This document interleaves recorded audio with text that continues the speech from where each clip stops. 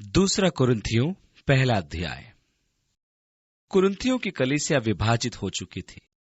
उनके धार्मिक विचारधाराओं में सांसारिकता तथा उनके उपदेशों में बदलाव आ चुके थे, जिनके कारण पौलुस पहली पत्री लिखने के लिए विवश हुआ था, जो कि कठोर सी लगती है।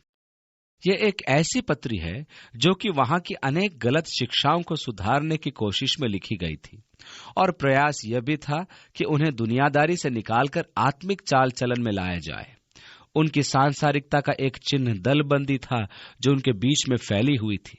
वे कह रहे थे, मैं अपुल्लोस का हूं, मैं कैफा का हूं, मैं पौलुस का हूं, मैं मसीह का हूं। दूसरे शब्दों में, मैं बैप्टिस्ट हूं, मैं पेंटिकॉस्टल हूं, मैं मेथोडिस्ट हूं। और ऐसी दलबंदी की ये छोटी छोटी भावनाएं मसीह की देह को विभाजित कर रही थी। इसलिए पौलुस ने इस दलबंदी की मानसिकता को फटकार लगाने के लिए इस पत्री को लिखा। उसने उनके सांसारिकता और उपदेशों में आई हुई त्रुटियों को सुधारने के लिए भी यह पत्र लिखा। उसकी पहली पत्री का प्रभाव लोगों पर ऐसा पड़ा कि वे परस्पर एक होने लगे और कुछ पश्चाताप करके सुधर भी गए, परंतु कुछ ऐसे भी थे जो पौलुस के कट्टर विरोधी बन गए थे। ऐसा प्रतीत होता है कि ये लोग थे जो यहूदी शिक्षा के प्रभाव में थे, या शायद फिर वे थे जो कहते थे कि हम मसीह के हैं, और वे जो मूलतः यीशु के पहाड़ी उपदेश से ही शिक्षा देते थे। इन्होंने परमेश्वर के अनुग्रह को, जो कि यीशु मसीह के द्वारा हमें प्राप्त है और जो पौलुस की शिक्षा थी, स्वीकार नहीं किया था। उन्होंने पौलुस के बारे में गलत बातें करना तथा उसकी प्रेरिताई को चुनौती देना आरंभ कर दिया था। इसलिए पौलुस उनसे अधिकार पूर्वक बोलता है। ऐसा प्रतीत होता है कि तीमुथियुस ने यह पहली पत्री उन तक पहुंचाई थी, और वही पौलुस तक उनके प्रति शुरुआती प्रतिक्रियाओं का समाचार लाया। तीतुस वहां कुछ समय के लिए रुक गया था कि त्रोआस में पौलुस से मिले और उसे कुरिन्थियों की कलीसिया का पूरा हाल सुनाए। जब पौलुस त्रोआस पहुंचा तो तीतुस वहां नहीं था। परमेश्वर ने त्रोआस में पौलुस के लिए सेवकाई का एक प्रभावशाली द्वार खोल दिया। कुरिन्थियों के इस विरोध के कारण पौलुस की आत्मा दुखी थी। इसलिए बजाय इसके कि त्रोआस में ठहर कर वह उस प्रभावशाली सेवा को पूरा करे, वो मकिदुनिया की ओर चल दिया, जहां उन्हें तीतुस मिला और जिसने कुरिन्थ की कलीसिया का समाचार उसे दिया, जिससे पौलुस को प्रोत्साहन मिला। परंतु उसे उस दल के बारे में भी सुनने को मिला जो पौलुस के विरोध में थे और उसके प्रेरिताई के पद को चुनौती दे रहे थे। इस प्रकार पौलुस ने तीतुस से कुरिन्थ की कलीसिया का ताजा समाचार सुना। तीमुथियुस पौलुस के साथ उस समय कुरिन्थ में था जब उसने पहली बार कुरिन्थ में सेवकाई की। इसलिए पौलुस कुरिन्थियों की कलीसिया को अभिवादन भेजने में तीमुथियुस को भी शामिल करता है। पहले पद में ध्यान दीजिए कि पौलुस सबसे पहले दृढ़ता पूर्वक कहता है, पौलुस जो परमेश्वर की इच्छा से मसीह यीशु का प्रेरित है।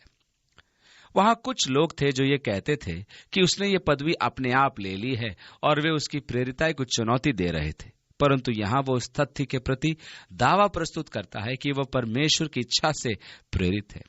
अब जब पौलुस कुरिन्थियों को अपनी पहली पत्र लिख रहा था, तब 12वें अध्याय में उसने कहा था, क्या सब प्रेरित हैं? क्या सब उपदेशक हैं? क्या सब सामर्थ के काम करने वाले हैं? उसका उत्तर था नहीं। पौलुस ने यह प्रश्न इसलिए नहीं पूछा कि वह उत्तर जानना चाहता था, परंतु इसलिए कि वह श्रोताओं को प्रभावित करना चाहता था। इस प्रकार पौलुस परमेश्वर की इच्छा से प्रेरित था और सभी प्रेरित होने के लिए नहीं बुलाए गए थे। अब सवाल यह उठता है कि परमेश्वर ने आपको क्या होने के लिए बुलाया है? यदि मैं कलीसिया को पत्र लिख रहा होता तो मुझे लिखना होगा, परमेश्वर की इच्छा से मैं एक प्रचारक शिक्षक, न कि मैं वह हूं जो परमेश्वर की इच्छा से मसीह यीशु का प्रेरित है, क्योंकि कलीसिया में मेरी यह बुलाहट नहीं है। परमेश्वर ने एक पादरी या शिक्षक के रूप में मुझे बुलाया है। परंतु कुछ लोग लिख सकते हैं, मैं संजय जो परमेश्वर की इच्छा से मिस्त्री हूं, मैं मोहन जो परमेश्वर की इच्छा से मछुआरा हूं, मैं सुरेश जो परमेश्वर की इच्छा से कार बेचने वाला हूं। क्योंकि परमेश्वर ने मनुष्यों को हर प्रकार के व्यवसाय में बुलाया है। महत्वपूर्ण बात यह है कि मैं जो कुछ भी हूं परमेश्वर की इच्छा से हूं, कि मैं वह काम कर रहा हूं जिसे परमेश्वर ने चाहा है कि मैं करूं। यह एक उत्तम बात है कि आप अपने जीवन के संबंध में कह सकें कि मैं अपने लिए परमेश्वर की योजना व इच्छा अनुसार चलता हूं। मैं जो कुछ भी हूं परमेश्वर की इच्छा से हूं।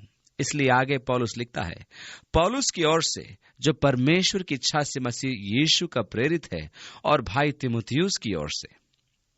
पौलुस जब पहली बार कुरिन्थियों की कलीसिया में गया था, तब तीमुथियुस वहां उन्हें सिखाता था और उनके बीच सेवकाई करता था। इसलिए पौलुस अपने अभिवादन में तीमुथियुस को भी शामिल करता है।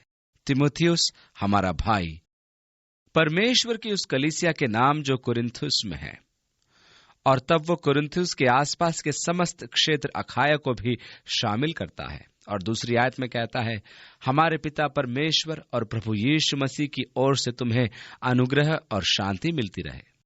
यह पौलुस का अपने ही प्रकार का एक विशेष अभिवादन है। वह अपनी पत्रियों में से कई एक में इसी प्रकार के अभिवादन, जैसे तुम्हें अनुग्रह मिलता रहे, से आरंभ करता है, जो कि वास्तव में एक दूसरे के प्रति यूनानियों का स्वाभाविक अभिवादन था, और शांति अर्थात शालोम, जो कि यहूदियों का स्वाभाविक अभिवादन था। यूनानी कैरिस अर्थात अनुग्रह कहकर और इब्रानी शालोम कहकर आपस में अभिवादन करते थे। नए नियम के ये जुड़वे शब्द हैं जिसे यहां पर एक साथ जोड़ दिया गया है, हमारे पिता परमेश्वर और प्रभु यीशु मसीह की ओर से। यहां मैं एक बात और स्पष्ट करना चाहूंगा कि जब हम एक साथ प्रभु यीशु मसीह कहते हैं, तो उसमें प्रभु शब्द जो है वो यीशु मसीह का नाम नहीं है। यीशु उसका नाम है, प्रभु उसकी पदवी है जो संबंध की ओर संकेत करती है। कई बार लोग प्रभु यीशु मसीह को उनका पहला बीच का और अंतिम नाम समझते हैं, परंतु प्रभु एक पदवी है। ये एक महत्वपूर्ण शब्द है जो उसके साथ हमारे संबंध को दर्शाता है। यह इस सत्य का सूचक है कि मैं एक सेवक हूं और वो मेरा स्वामी है। ये मेरे लिए आवश्यक है कि उद्धार पाने के लिए मैं प्रभु यीशु को अंगीकार करूं। रोमियो के पत्री उसके 10वें अध्याय की 9वीं आयत में लिखा है, क्योंकि यदि तू मुंह से अंगीकार करे तो उद्धार पाएगा। इस प्रकार प्रभु शब्द संबंध या रिश्ते को दर्शाता है। दूसरा शब्द मसीह है अर्थात अभिषिक्त जन, और यह सत्य परमेश्वर द्वारा मनुष्य के उद्धार की प्रतिज्ञा का पूरा होना दर्शाता है। तीसरी आयत में, हमारे प्रभु यीशु मसीह के परमेश्वर और पिता का धन्यवाद हो, जो दया का पिता और सब प्रकार की शांति का परमेश्वर है। यह भी पौलुस की अपने ही प्रकार की अभिव्यक्ति है। हमारे प्रभु यीशु मसीह के परमेश्वर और पिता का धन्यवाद हो कि उसने हमें मसीह में स्वर्गीय स्थानों में सब प्रकार की आशीष दी है। देखिए, यहाँ इफिसियों के नाम उसकी पत्री का आरंभ भी ऐसा ही है। सबसे पहले लोगों को नमस्कार अर्थात उनके लिए अनुग्रह और शांति की कामना, फिर अपनी प्रेरिताई की पहचान कि परमेश्वर की इच्छा से एक प्रेरित, और तब परमेश्वर को धन्यवाद देना अर्थात उसका गुणगान करना। धन्यवाद का मतलब ही गुणगान है कि हमारे प्रभु यीशु मसीह के पिता परमेश्वर का गुणगान हो, जो दया का पिता और सब प्रकार की शांति का परमेश्वर है। चौथी आयत से आगे, वो हमारे सब क्लेशों में शांति देता है, ताकि हम उस शांति के कारण जो परमेश्वर हमें देता है उन्हें भी शांति दे सके जो किसी प्रकार के क्लेश में हो। क्योंकि जैसे मसीह के दुख हमें अधिक होते हैं, वैसे ही हमारी शांति भी मसीह के द्वारा अधिक होती है। यदि हम क्लेश पाते हैं तो ये तुम्हारी शांति और उद्धार के लिए है, और यदि शांति पाते हैं तो ये तुम्हारी शांति के लिए है, जिसके प्रभाव से तुम धीरज के साथ उन क्लेशों को सह लेते हो जिन्हें हम भी सहते हैं। इस तरह पौलुस यहाँ पर उस क्लेश अर्थात सताव के बारे में बोल रहा है जो उसने सहन किया था, वह कष्ट जिसका अनुभव किया है, और वे क्लेश जो उसने अनुभव किए हैं। जब हम ये सोचते हैं कि परमेश्वर हमें कष्ट क्यों उठाने देता है, तो उसे समझाना हमारे लिए कठिन हो जाता है। परमेश्वर हमें क्लेश में क्यों पड़ने देता है, परमेश्वर दुख क्यों आने देता है? क्योंकि हम जानते हैं कि वह प्रेमी परमेश्वर है और वह हमारे जीवन में आने वाली और हमारे जीवन को घेरे रखने वाली परिस्थितियों पर नियंत्रण रखता है। तो फिर वह मुझे इतना दुख क्यों उठाने देता है? परमेश्वर मुझे क्यों पीड़ित होने देता है? ऐसे कई सवाल हमारे दिमाग में आ सकते हैं। अब पौलुस कहता है कि उसने ये सब अनुभव किया जिससे कि वह परमेश्वर की शांति का अनुभव करे और दूसरों को भी वही शांति दे सके। इसलिए उसने जितना कष्ट सहन किया वह उनके लिए और अपने लिए था कि वह परमेश्वर से सहायता पाए और वे उन्हीं बातों में उससे सहायता पाए। जब मैं अपने जीवन में देखता हूं तब पाता हूं कि परमेश्वर ने मुझे अनुभव दिया ताकि मैं ठीक इसी प्रकार की कठिनाइयों से गुजर रहे लोगों के प्रति सहानुभूति जता सकूं और उनकी सेवा कर सकूं। यदि मैं स्वयं ही उनसे होकर कभी नहीं गुजरता तो मैं किसी की आवश्यकता को समझ नहीं पाता और ये जान नहीं पाता कि उनकी जरूरतें क्या हैं। परंतु अपने भाई और पिताजी की त्रासदीपूर्ण मृत्यु के दुख को अनुभव करने के बाद, मेरी मां की कैंसर की पीड़ा को अनुभव करने के बाद, पूरी तरह से कंगाल होने का अनुभव तथा रात के खाने की अनिश्चितता के अनुभव के बाद अब मैं समझता हूं कि लोगों के इस प्रकार के अनुभव कैसे होते होंगे और मैं उन्हें वही शांति दे सकता हूं जो परमेश्वर की आत्मा ने मुझे ऐसे समयों में प्रदान की थी। इसलिए पौलुस कहता है, इसलिए यह वास्तव में तुम लोगों के लिए कारण था कि मैं तुम लोगों को वह शांति दे सकूं जो मैंने खुद ने पाई है। और इसलिए पौलुस आनंद पूर्वक कह सका, मैं दुखों को जानता हूं, मैं पीड़ाओं को जानता हूं, मैं सताव को जानता हूं, मैं उनमें रहा हूं और वह उन्हें शांति दे सका। जब मैं कष्टों में था, परमेश्वर ने मुझे अपनी विश्वास योग्यता का प्रमाण दिया। परमेश्वर ने मुझे उठाया, परमेश्वर ने मुझे सामर्थ प्रदान किया। वह शांति जिसकी मुझे आवश्यकता थी वह उसने मुझे प्रदान की और अब मैं वही शांति जो मुझे मिली देने लायक बन गया। इसलिए यह वास्तव में तुम्हारे लिए था कि मैं तुम्हें उस तरह का शांति दे सकूं जो मैंने स्वयं पाई है। 6 आयत से आगे, चाहे हम क्लेश पाते हैं तो ये तुम्हारी ओर से होता और उद्धार के लिए है, और यदि शांति पाते हैं तो ये तुम्हारी शांति के लिए है, जिसके प्रभाव से तुम धीरज के साथ अब क्लेशों को सह लेते हो, जिन्हें हम भी सह रहे हैं। और हमारी आज्ञा तुम्हारे विषय में दृढ़ है, क्योंकि हम जानते हैं कि तुम जैसे दुखों के वैसे ही शांति के भी सहभागी हो। मैं जानता हूं, पौलुस कहता है, परमेश्वर विश्वास योग्य है। जैसा मैंने दुख उठाया वैसा ही तुमने भी दुख उठाया। मैं जानता हूं कि जिस तरह मैं विजयी हुआ तुम भी विजयी होगे। और इस प्रकार वह उन्हें उस विजय में प्रोत्साहित कर पाया जिसका वे अनुभव करने जा रहे थे, क्योंकि मैं दुखों में था और परमेश्वर मुझे निकालकर विजय में ले आया। और मैं यह भी जानता हूं कि वह तुम्हें सब क्लेशों में विजयी करेगा। 8वीं आयत में, हे भाइयों, हम नहीं चाहते कि तुम हमारे उस क्लेश से अनजान रहो जो आसिया में हम पर पड़ा। संभव है कि इफिसुस में अपने अनुभव के तुरंत बाद पौलुस ने पत्री लिखी। इसका वर्णन प्रेरितों के काम की पुस्तक के 19वें अध्याय के आखिरी हिस्से में हमें देखने को मिलता है, जहां पौलुस इफिसुस में था और बहुत लोग मसीह में आ रहे थे। इसलिए दिमेत्रियुस सुनार ने अपने सब साथियों को बुलाकर कहा, साथियों, एक नए पंथ का प्रचार यहाँ इफिसुस में किया जा रहा है। यह हमारे धंधे को चौपट कर रहा है। देवी अरितिमिस के स्मारक बनाकर और बेचकर हम अपनी रोजमर्रा की आमदनी कमाया करते हैं। ये लोग इस बात की शिक्षा दे रहे हैं कि अरितिमिस देवी ईश्वर नहीं है। हमारा धंधा खतरे में है, हमारी कमाई घटती जा रही है। यदि यह प्रचार फैलता चला जाएगा तो हो सकता है कि हम बिना काम धंधे के रह जाएं। हमें कुछ करना ही होगा। और इसलिए उन्होंने पौलुस के साथियों को पकड़ लिया। ये मकदुनिया के थे और वे इन्हें इफिसुस के बड़े अखाड़े में घसीट कर ले गए और हुल्लड़ मचाने लगे। इन मकदुनियों में से एक ने प्रयास किया कि वो भीड़ के सामने कुछ बोले, लेकिन वे करीब 2 घंटे तक ये चिल्लाते रहे कि इफिसुस की देवी अरितिमिस महान है। पौलुस प्रेरित ने जब यह सुना तो चाहा कि वह भीतर जाए, लेकिन नगर हाकिमों और मित्रों ने जो पौलुस से प्रेम रखते थे कहा, ऐसा मत करो, वे सब तुझे फाड़ डालेंगे। तुम जानते ही हो कि यह तो बरगलाई हुई भीड़ है। यदि तू वहां अंदर जाता है तो यह तेरा अंत ही होगा। इस सब के परिणाम स्वरूप पौलुस को इफिसुस छोड़ना पड़ा। उसका जीवन जोखिम में था। इस प्रकार वह वहां से मकदुनिया को चला गया और यह माना जाता है कि जब वह त्रोआस या मकिदुनिया में था तभी उसने शायद मकिदुनिया से इस पत्र को लिखा। हो सकता है कि उसने इसका आरंभ त्रोआस में किया हो और समापन मकिदुनिया में। उसने ये पत्री इफिसुस के अपने जीवन घातक कष्टदायी अनुभवों के बाद लिखी थी। भीड़ ऐसी उत्तेजित थी कि पौलुस ने सोचा कि यही उसके जीवन का अंत है, लेकिन वह किसी भी तरह से उनके सामने जाने को तैयार था। और 8वीं आयत में लिखा है, हे भाइयों, हम नहीं चाहते कि तुम उस क्लेश से अनजान रहो जो आसिया में हम पर पड़ा, कि हम ऐसे भारी बोझ से दब गए थे जो हमारी सामर्थ्य से बाहर था, यहां तक कि हम जीवन से भी हाथ धो बैठे थे। ये तो बस बहुत हो गया था।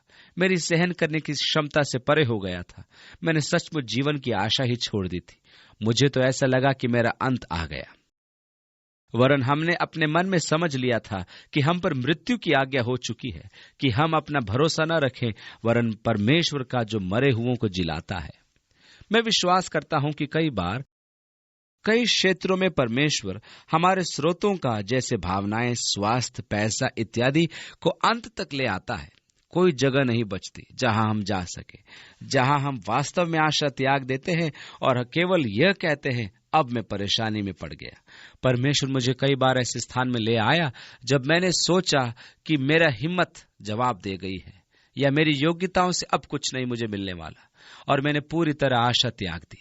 मैं सरलता से हार नहीं मानता हूं। ये मेरी एक आत्मिक समस्या है कि मैं तब तक कोशिश करता रहता हूं जब तक कि हार न जाऊं। तब मैं परमेश्वर के पास आता हूं। परमेश्वर मुझे उस स्थान में लेकर आता है कि सब कुछ आजमा कर मैं आशा छोड़ दूं। परंतु आप सब जानते हैं कि जब मैं हिम्मत हारने के बिंदु पर पहुंचता हूं, तब मैं परमेश्वर के सामर्थ और अपने जीवन में उसके कामों को देख पाता हूं। और ऐसा अनुभव तब तक नहीं कर पाता जब तक कि मेरी हिम्मत और क्षमता टूट न जाए। पुराने नियम से एक आदर्श उदाहरण हमारे पास आता है और वो याकूब का है, जिसके जन्म के समय घटी घटने के कारण उसे याकूब नाम कर दिया गया था। वो पैदा हुआ जुड़वे बालकों में से एक दूसरा था। जब उसकी माँ राहेल ये जुड़वा बच्चे जनने को थी, उन दिनों में मशीनें तो नहीं थी कि पता चले कि उसके गर्भ में 2 बच्चे हैं। सब कुछ जो वह जानती थी तो वो यह कि यह एक दुखदाई गर्भावस्था थी। मेरा मतलब है, बस बहुत बुरी दशा थी और वह कह उठी, प्रभु क्या हो रहा है, ये तो भयानक है। और परमेश्वर ने कहा, तेरे गर्भ में 2 राष्ट्र हैं और ये दोनों एक दूसरे से भिन्न हैं। वे एक रूप के जुड़वा नहीं थे, वे भाई के समान जुड़वे थे। 2 राष्ट्र तेरे गर्भ में, एक दूसरे से भिन्न, और वे एक दूसरे से लड़ रहे हैं। बेचारी राहेल। इस समय में ये 2 भाई कोख में एक दूसरे के विरोध में खींचातानी में लगे थे। जब ये पैदा हुए, पहले भाई का शरीर बालों से ढका हुआ था और इसलिए उन्होंने उसे रोंआर बालों वाला एसाव कहा। और जब जुड़वा याकूब पैदा हुआ, वो लड़ाई जारी रखने को तैयार था, क्योंकि पहला काम जो उसने किया कि एसाव की एड़ी को हाथ बढ़ाकर पकड़ा। और उन्होंने कहा, इस छोटे बदमाश को देखो, वो तो एड़ी पकड़ने वाला है। इस तरह उसे याकूब नाम दिया गया, जिसका शाब्दिक अर्थ एड़ी पकड़ने वाला है। थोड़ा हल्का अनुवाद करने पर इसका अर्थ गंदा, भ्रष्ट चोर या गंदा छिछोरा चोर। आपको ऐसा नाम नहीं दिया जा सकता क्योंकि आप स्कूल में जाते हैं, और जब अध्यापक आपका नाम रजिस्टर में चढ़ाने के लिए पूछता है तो आप कहते हैं गंदा चोर। तब हाजिरी लेते समय सबके सामने आपका नाम पुकारा जाता है, गंदा चोर। जवाब आता है, यस सर। भाइयों के बीच का यह मतभेद उनकी पूरी जिंदगी भर जारी रहा। गंदे छिछोरे चोर ने अपने भाई से चाल खेली, मौके का फायदा उठाया और उसका पहलौठे होने का अधिकार उससे खरीद लिया, और बाद में अपने पिता को धोखा देकर पारिवारिक आशीष चुरा ली जो वास्तव में उसके बड़े भाई की थी। जब बड़े भाई एसाव ने पाया कि याकूब ने उसकी आशीष चुरा ली, उसने कहा, मेरा पिता तो मरने पर है, जैसे ही वो मर जाएगा मैं इस चूहे को मार डालूंगा, और मैं यह करके ही मानूंगा, मैं उसे मार डालूंगा। याकूब तो माँ का लाडला था, जबकि एसाव जंगलों में घूमने वाला, शिकारी, कठोर, घर से बाहर ही रहने वाला व्यक्ति था। उसने कहा, मैं उसे मार डालूंगा, जैसे पिताजी का देहावसान होगा मैं उसे मार डालूंगा। मैं कसम खाता हूं कि मैं उसे मार डालूंगा। इस प्रकार उसकी मां ने भाई की धमकी को सुना और कहा, बेटा भलाई इसी में है कि तू भाग जा। तेरे पिता का स्वास्थ्य अच्छा नहीं है और तेरे भाई ने तुझे मार डालने की कसम खाई है, इसलिए अच्छाई इसी में है कि तू घर छोड़कर करीब 800 मील दूर मेरे भाई के पास हारान को चला जा और कुछ दिन वहीं रहे। और इस प्रकार याकूब वहां से भाग गया और वह अपने मामा लाबान के पास गया। वह भी याकूब की तरह गंदा, छिछोरा, चोर व ठग था। याकूब लाबान की बेटियों में से एक के साथ प्रेम करने लगा और उसने लाबान से कहा कि मैं तेरी बेटी ब्याहना चाहता हूं, परंतु मेरे पास तुझे दहेज देने को कुछ नहीं। इस पर लाबान कहता है, कोई बात नहीं बेटा, दहेज के बदले 7 साल तक मेरा दास बन जा, तब तू उससे ब्याह कर सकता है। इस तरह वह 7 साल के लिए लाबान का दास बन गया। उसने राहेल से इतनी अधिक प्रीति रखी कि ये 7 साल उसे कुछ क्षण से लगे। इस तरह विवाह का दिन आया, विवाह संस्कार हुआ और रीति रिवाज के अनुसार दुल्हन पर्दे में लाई गई। इस तरह दुल्हा दुल्हन रात में तंबू में गए और एक साथ उन्होंने रात बिताई। सुबह जब घूंघट हटाया गया तो वो तो राहेल नहीं थी, केवल उसकी बड़ी बहन लेया थी। याकूब तमतमाता हुआ तंबू से बाहर गया और लाबान को पकड़कर कहा, तूने ये क्या किया? ये तो तेरे साथ सौदा नहीं हुआ था। लाबान ने कहा, मुझे दुख है बेटा, लेकिन रिवाज ही यही है कि बड़ी बहन का पहले विवाह होना चाहिए। यदि तू और 7 साल सेवा करेगा तो दूसरी बेटी भी तुझे मिल सकती है। इस तरह आप देखें कि लाबान याकूब के लिए जैसे को तैसा था, लेकिन आखिर में याकूब जीत गया। 17 साल बाद लाबान के पास जो कुछ था उस सब को वो अपना कर लेता है, क्योंकि उसने देखा कि आगे को अब हालत ठीक नहीं रहने वाले। क्योंकि अब जब भी वह उसे देखता तो मुस्कुराता नहीं था, तो उसने महसूस कर लिया कि उसे अब यहां से निकल जाना चाहिए। इस प्रकार लाबान की सेवा में जो कुछ उसने कमाया था, क्या ऊंट, क्या भेड़ बकरियां, सब लेकर वो चल पड़ा।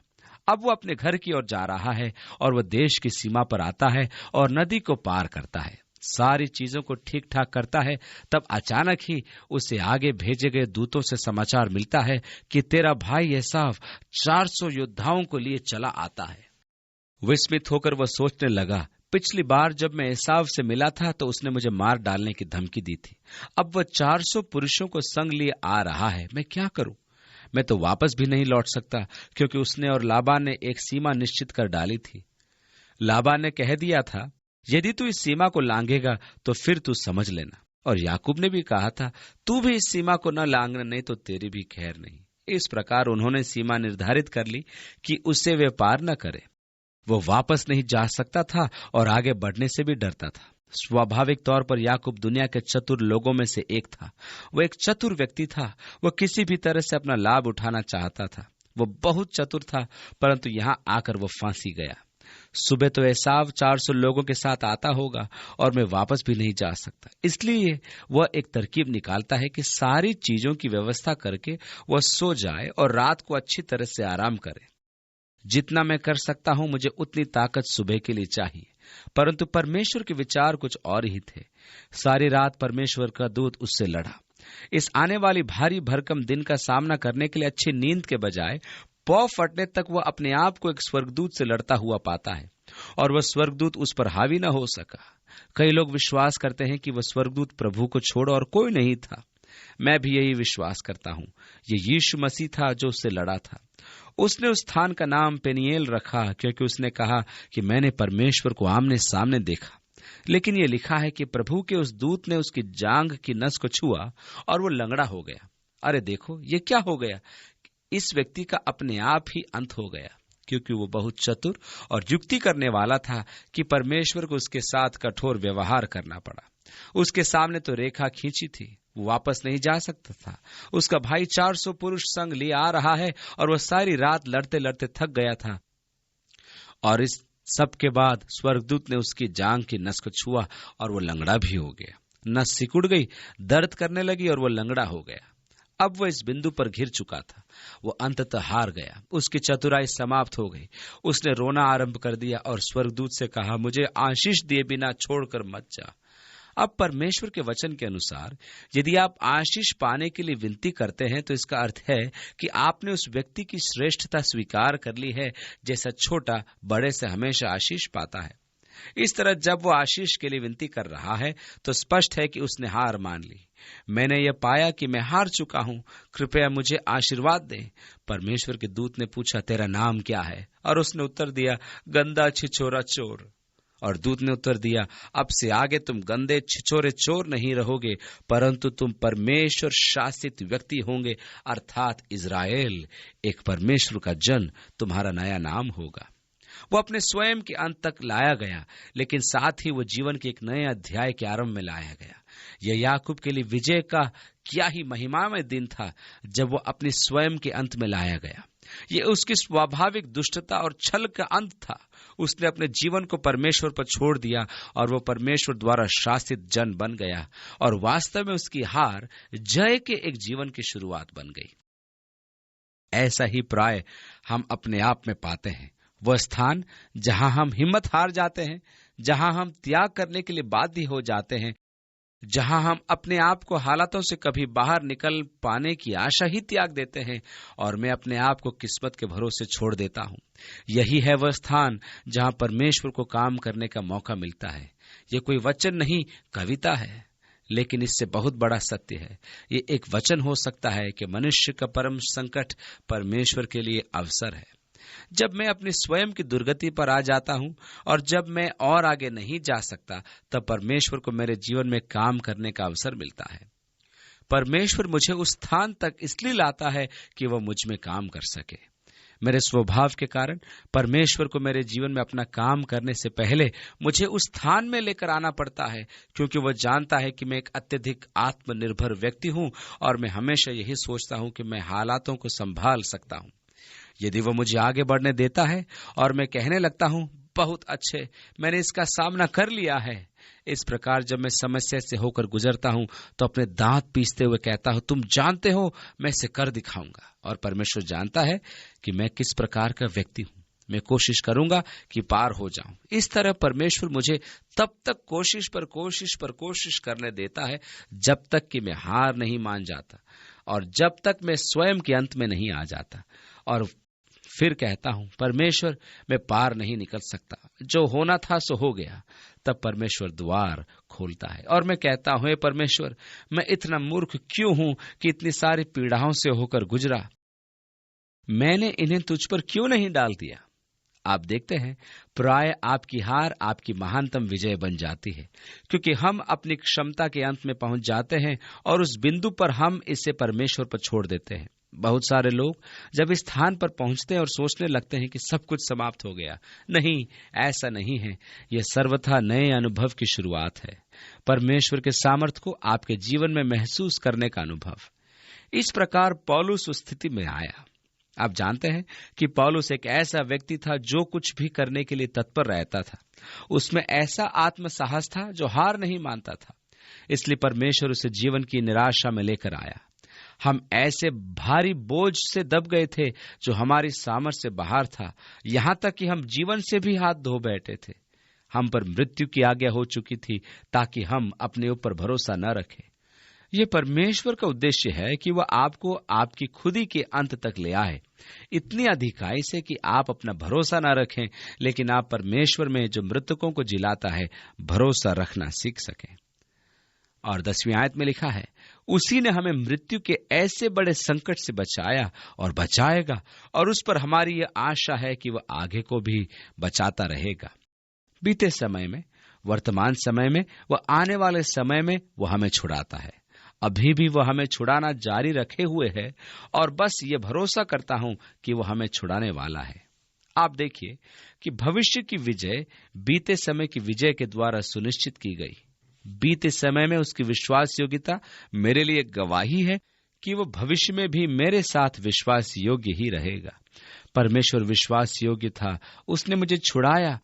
प्रभु विश्वास योग्य है, वो मुझे छुड़ाना जारी रखे हुए है। इस तरह मेरा भरोसा व विश्वास बढ़ता है और मैं जानता हूं कि प्रभु विश्वास योग्य बना रहेगा और मुझे छुड़ाएगा। बीता समय, आने वाले समय की भविष्यवाणी और भविष्य में मेरे विश्वास और भरोसे का आधार बन जाता है। 11वीं आयत, और तुम भी मिलकर प्रार्थना के द्वारा हमारी सहायता करोगे। इस प्रकार पौलुस स्वयं के लिए उनके प्रति आभार को स्वीकार कर रहा है, क्योंकि उनकी प्रार्थनाओं का प्रभु के कार्य में महत्वपूर्ण हिस्सा रहा है। 11वीं आयत में आगे कि जो वरदान बहुतों के द्वारा हमें मिला, उसके कारण बहुत लोग हमारी ओर से धन्यवाद करें।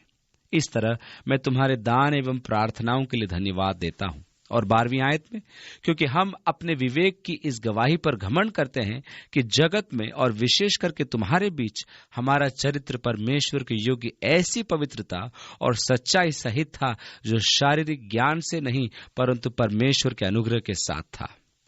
यहाँ पौलुस जिस तरह उनके साथ वो उनके सामने रहा था, उसका वर्णन करता है। यह सादगी और भक्ति का जीवन था। यही हर एक प्रभु के सेवक का जीवन होना चाहिए। भड़कीले वस्त्र, अभद्र फैशन तथा उच्च सामाजिक जीवन शैली आदि नहीं, परंतु साधारण जीवन जीते हैं। और वे जो सत्यनिष्ठ जीवन जीते हैं वे प्रचार करते समय कुछ और तथा जीवन जीने में कुछ और नहीं होते, लेकिन उनका जीवन लोगों के सामने निष्कपट होता है और वे प्रचार करते समय और अन्यथा एक समान जीते रहते हैं। घर में हो चाहे कलीसिया में, उनका जीवन एक सा होता है। लैटिन भाषा में अंग्रेजी के सिंसियर शब्द का अर्थ है सिनिसेरे, अर्थात बिना मोम के, जिसमें छल या कपट न हो। रोमी साम्राज्य काल में मूर्तिकार छेनी हथौड़ों से तराशकर संगमरमर के बूत तथा मूर्तियां बनाते रहते थे। यदि हम इन कलाकारों की कारीगरी देखें तो यह सराहनीय है। यह वास्तव में कला है। मैं यूनान और रोम के संग्रहालयों में गया। मैंने बहुत से ऐसे कार्यों को देखा जो उस समय के काल से जुड़े हैं, परंतु आप ये जानते हैं कि एक कलाकार भी कभी गलती कर सकता है। हो सकता है कि वो मूर्ति की नाक को सही मोड़ दे रहा हो और हथौड़ा फिसल जाए और वो बारीक छेनी संगमरमर के नाक के इस टुकड़े को काट कर अलग कर देती है। परंतु ये कारीगर लोग बहुत चालाक होते थे। इन्होंने सीख लिया था कि किस तरह से मोम को पिघालकर उसमें संगमरमर का चूरना मिलाकर ऐसे लगा देते हैं कि वो ठीक संगमरमर सा दिखे। इस तरह वे इस टूटी नाक को लेप से चिपका देते थे। आप इस खूबसूरत मूर्ति को खरीद लेते, यह न जानते हुए कि इसकी नाक मोम से बनाए लेप की है। तब फिर गर्मी का मौसम आता है और आप अपने सजाए हुए कमरे में घुसते हैं। आपकी नजर पड़ती है उस खूबसूरत मूर्ति पर जिसे आपने बहुत पैसे देकर खरीदा है। फिर पता चलता है कि उसकी नाक गलकर उस मूर्ति के चेहरे पर बह चली। इस तरह इस शब्द निष्कपटता का अर्थ है बिना मोम के, अर्थात परिशुद्ध या बेलाग।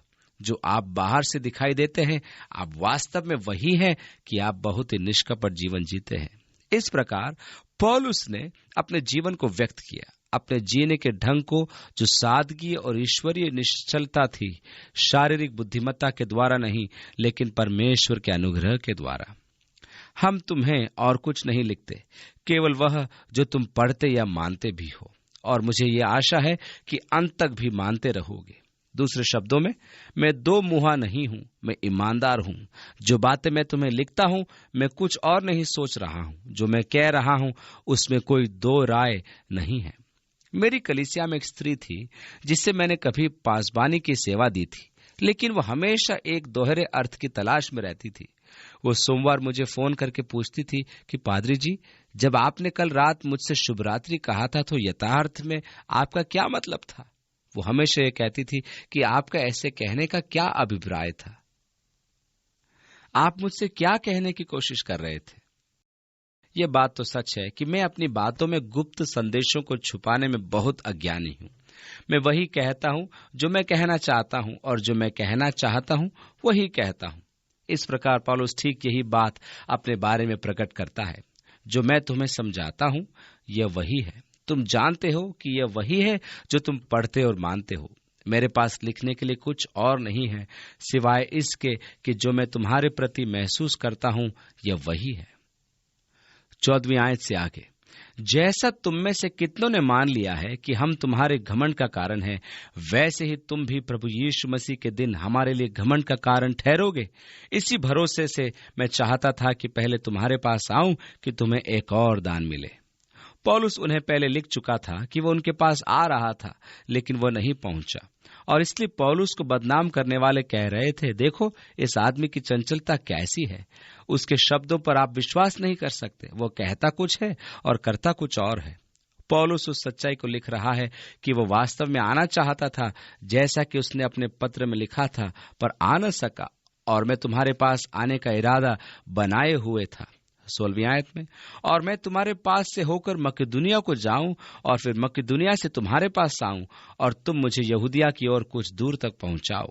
17वीं आयत, सत्य तो यह है कि मैं आना ही चाहता था, यही मेरी मनोकामना थी। जब मैंने ये इच्छा की थी और योजना बनाई थी, तो क्या मैंने जल्दी में ये सोचा था? इसके यूनानी शब्द का अर्थ है चंचलता या अस्थिरता। क्या मैं चंचल था जब मैंने ये कहा? या जो करना चाहता हूं, क्या शरीर के अनुसार करना चाहता हूं कि हर बात में हाँ हाँ भी करूं और नहीं नहीं भी करूं? वे कहते थे वह हाँ कहता है पर वास्तव में उसका मतलब नहीं है। वह नहीं कहता है पर वास्तव में उसका मतलब हाँ है। अब यीशु मसीह के शब्दों पर ध्यान दीजिए जो यीशु ने मत्ती रचित सुसमाचार उसके 5वें अध्याय में कहे, तुम्हारी बात हाँ की हाँ और नहीं की नहीं हो, अपने वचन निभाने वाले बनो। वे पौलुस पर इस आज्ञा को तोड़ने का दोष लगा रहे थे। वो वचन निभाने वाला आदमी नहीं है। उसने कहा कि वह आने वाला है पर आया नहीं। देखा, उसने तो पहले ही आने का इरादा नहीं बनाया था और उसके नहीं आने को वे उसके विरुद्ध काम में ले रहे थे। परंतु पौलुस कह रहा है, अरे मैं निश्चल हूं, चंचल नहीं। परमेश्वर सच्चा गवाह है कि हमारे उस वचन में जो तुमसे कहा हाँ और नहीं दोनों पाई नहीं जाते। अर्थात मैंने वास्तव में ऐसा करने का इरादा किया था, ये योजना मेरे दिमाग में थी। अब 19वीं आयत में, क्योंकि परमेश्वर का पुत्र यीशु मसीह जिसका हमारे द्वारा अर्थात मेरे और सिलवानुस और तीमुथियुस के द्वारा तुम्हारे बीच में प्रचार हुआ। इस तरह तीमुथियुस वहां था, सिलवानुस पौलुस के साथ उस समय था जब उसने कुरिन्थुस में पहली बार प्रचार किया था। उसमें हाँ और नहीं दोनों नहीं थे, परंतु हाँ ही हाँ हुई। वह सुसमाचार जो हमने प्रचार किया था सकारात्मक था, यह सीधा और साफ था, ये दो मुंहों वाली बात नहीं थी। और तब वो घोषणा 20वीं आयत में करता है, क्योंकि परमेश्वर की जितनी प्रतिज्ञा हैं वे सब उसी में हाँ के साथ है। दूसरे शब्दों में, हमारे लिए परमेश्वर की समस्त प्रतिज्ञाएं यीशु मसीह में पूरी हो चुकी हैं। इसलिए पौलुस यहां घोषणा कर रहा है कि यीशु वह निश्चय और परमेश्वर की हाँ है। 21वीं आयत में, और जो हमें तुम्हारे साथ मसीह में दृढ़ करता है और जिसने हमारा अभिषेक किया वही परमेश्वर है। यह परमेश्वर का कार्य है। पौलुस उस कार्य को स्वीकृति दे रहा है जिसने उन्हें कुरिन्थ की कलीसिया के साथ मसीह में दृढ़ किया और जिसने सर के सेवकों का अभिषेक किया, जिसने हम पर छाप कर दी है और बयाने में आत्मा को हमारे मनों में दिया। बयाना शब्द एक यूनानी शब्द है जिसका मतलब है जमा राशि या एक मुश्त रकम देकर छुड़ाना या मोल लेना। इफिसियों के पहले अध्याय में पौलुस कहता है कि परमेश्वर हमें दे चुका है, उसने हम पर पवित्र आत्मा की छाप लगाई है जो उसके मोल लिए हुओं के लिए हमारी मिरास का बयाना है। परमेश्वर ने आपको खरीदा है कि आप सर्वदा उसके रहें, इसलिए भी कि आप उसके अनंत साम्राज्य की महिमा का हिस्सा पाएं। अब इसलिए कि परमेश्वर प्रकट करे कि वह सत्य है, उसने आपका बयाना दिया है कि वह प्रकट करे, हाँ मैंने तुम्हारे छुटकारे को पूरा करने का इरादा किया है, इसलिए कि मैं प्रकट करूं कि मैं ईमानदार हूं, तुम्हारा दाम जमा करा दिया। क्या नहीं किया? पवित्र आत्मा ने छाप लगाई है। पवित्र आत्मा के द्वारा छाप लगाया जाना वास्तव में छाप लगाने का विचार एक मालिकाना अधिकार को दर्शाता है कि तुम मेरे हो, मैं तुम्हें दावे के साथ मांग लेता हूं।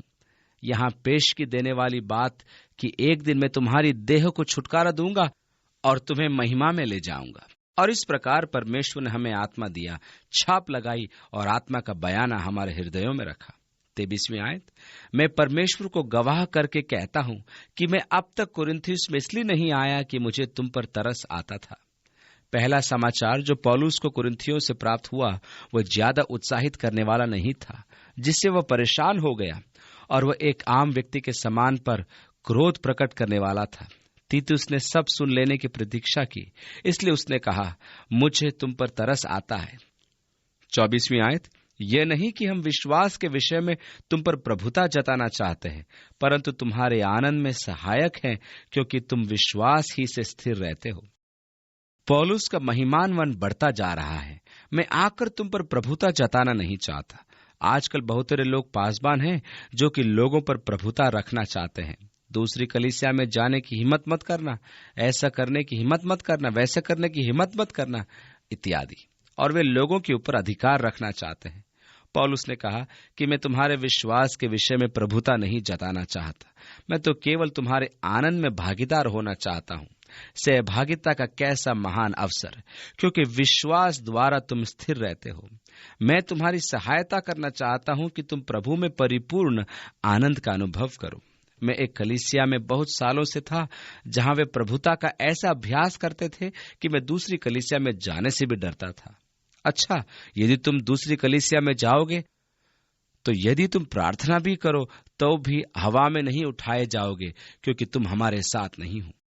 ये बहुत ही भयानक था कि इस प्रकार की बंदिश झेली जाए। इसलिए मैं सोचता हूं कि मैंने हमेशा पूरी स्वतंत्रता देकर सेवा की है।